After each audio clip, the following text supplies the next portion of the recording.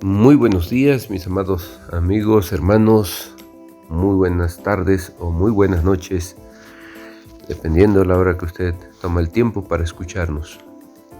Quiero invitarle a que tome este momento, haga un pequeño alto para dar gracias a Dios por darnos la vida. Padre bueno, gracias por la vida que nos otorgas, porque tu aliento nos sustenta, nos recrea. Gracias por tu amor y tu misericordia que jamás nos ha abandonado. Hoy queremos rogar que tu Espíritu nos llene de sabiduría y de entendimiento para la vida que nos ofreces cotidianamente, y que en esta vida, Señor, hallemos esa plenitud que tú nos ofreces. Gracias por tu palabra maravillosa que nos revela tu voluntad. Abre nuestro entendimiento con tu Espíritu divino y permítenos conocerte cada día más. Rogamos esta gracia, Señor, y tu bendición sobre todos aquellos que en esta hora se encuentran invocando tu nombre. Que auxilies a los que pasan alguna prueba, alguna dificultad, y que estas verdades que se nos revelan en tu santa palabra sean suficientes, eficaces y poderosas para sustentar el corazón de los oyentes. Lo pedimos, Padre bueno, en el nombre de nuestro Señor Jesucristo.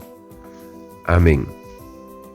Muy bien, mis hermanos, amigos, continuamos reflexionando sobre la persona del Espíritu Santo. Hemos hecho ya una pequeña introducción y el sábado hablamos sobre la acción del Espíritu Santo a nivel intelectual. Hoy vamos a ver el Espíritu Santo cómo actúa a nivel moral en el hombre. El Ruaj de sabiduría es también el Espíritu de santidad. Así que veamos cómo es que también esto nos revela el carácter de Dios. Salmo 51:11 nos dice lo siguiente. Dice la Escritura: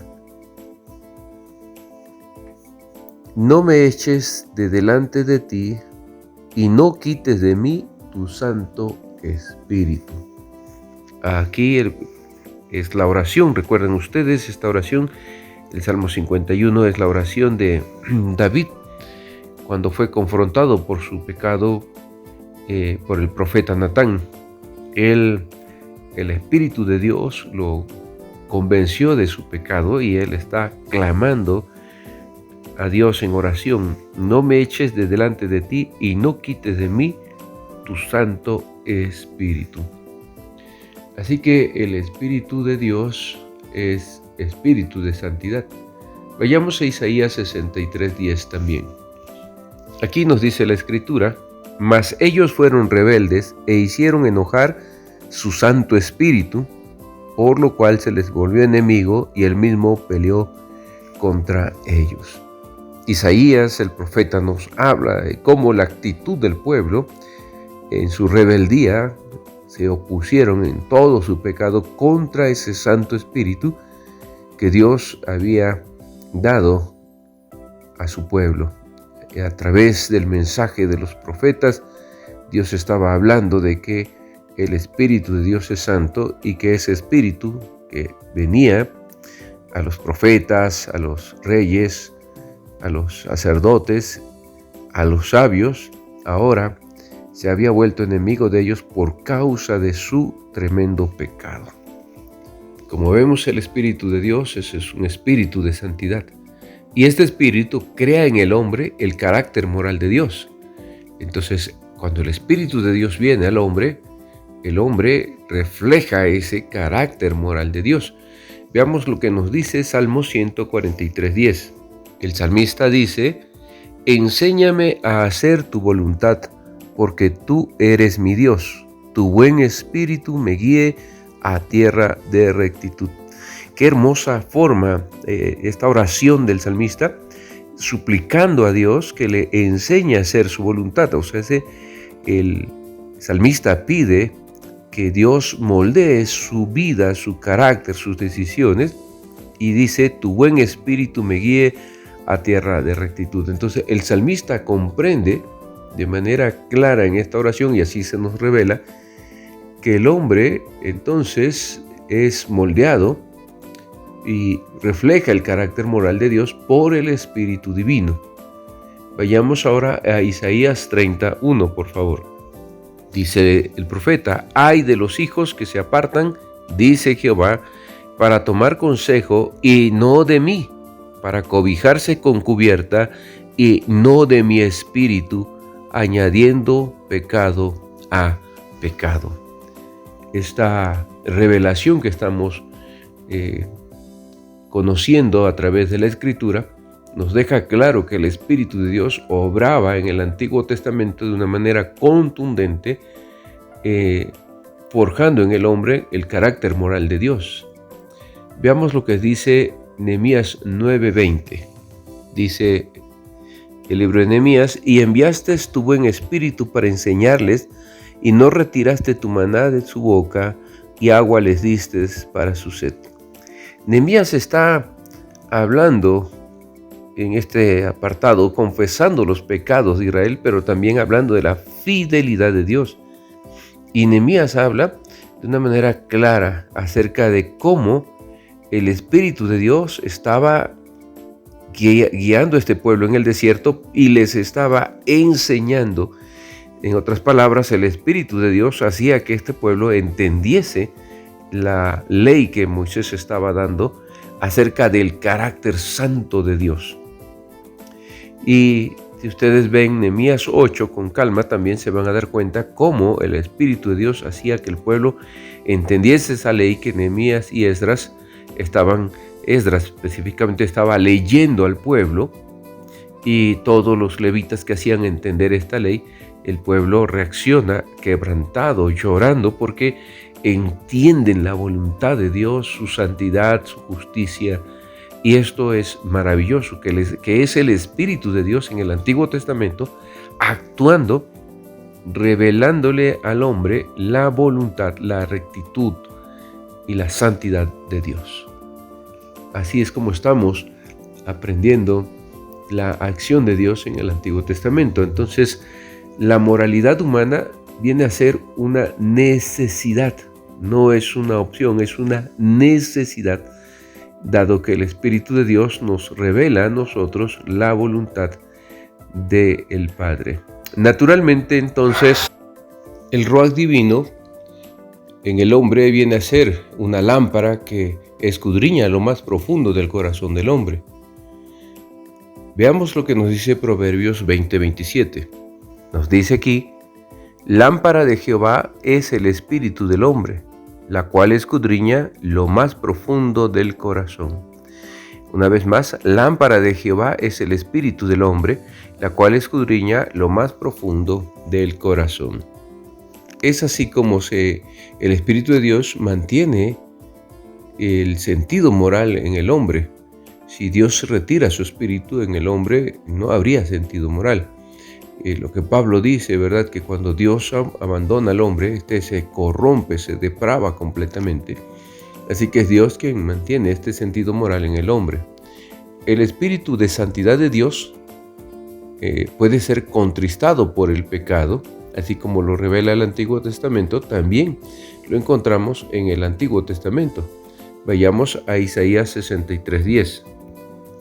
«Mas ellos fueron rebeldes e hicieron enojar su Santo Espíritu, por lo cual se les volvió enemigo y él mismo peleó contra ellos». Entonces, la rebeldía del hombre, su pecado, su maldad, hace que el Espíritu Santo se enoje, se contriste, como nos lo revela el profeta Isaías. Pero también este espíritu puede testificar en contra del pecador. Veamos lo que nos dice Nehemías 9:30.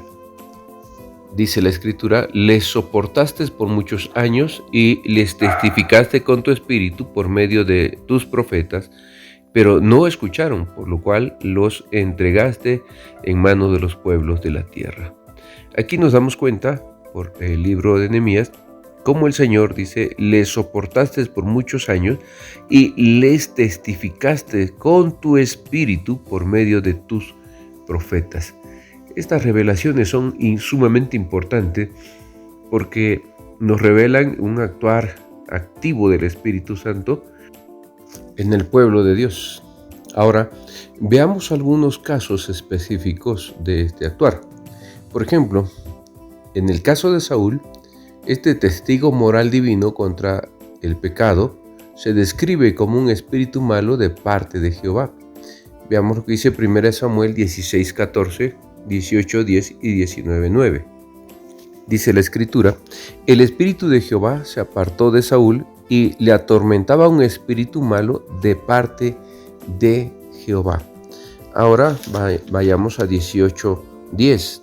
Dice también la Escritura: